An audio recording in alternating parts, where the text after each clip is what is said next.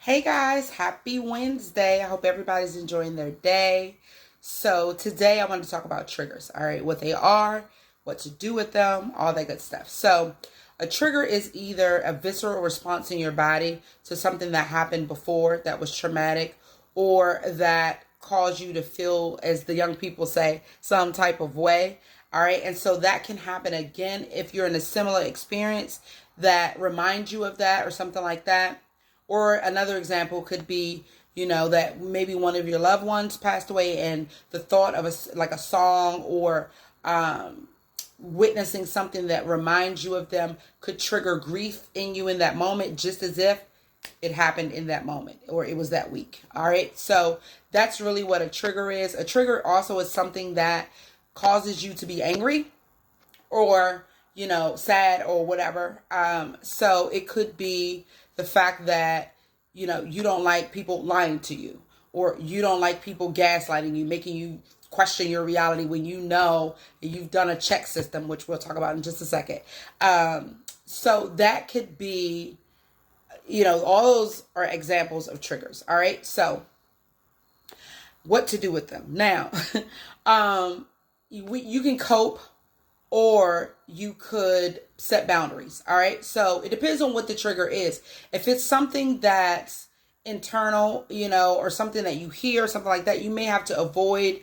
You may have to set some boundaries in place for yourself. If it's coming from other people, you may have to set those boundaries in that relationship of, I call it, watering your garden and loving them while standing in your garden, but not letting them bring the weeds from their garden over to your garden. Okay. So, you could do it that way as well. Usually though, the trigger has a visceral response in your body. You will feel something, right? So, you know how you get that feeling in the pit of your stomach? You're like, oh, this doesn't feel good. I don't like when this person does this. I don't like when this happens or whatever. That is a trigger. That is something that makes you upset, right? So the other example that I use is like, for me, liars are a trigger. That I can't take it. So, what I do is I set those boundaries, especially if I know I'm going to be in that circumstance, but I can't avoid it.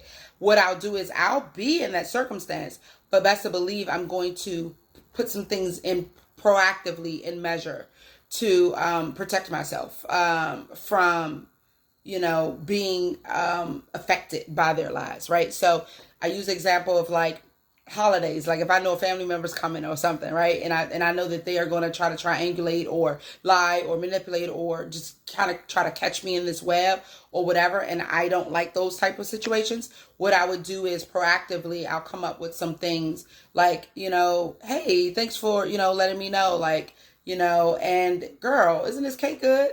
Just like putting those boundaries in place, not to let it escalate or to feed into that type of stuff. So there are practical things you can do for your triggers. The coping is going to be one of them though, because when you're in it and that's a trigger, that you're going to get angry, you're going to get sad or upset or whatever, you need to put some things in place that you can do beforehand. Let's be proactive, not reactive. Okay. We want to respond, not react. All right. Christian therapy. Love you guys.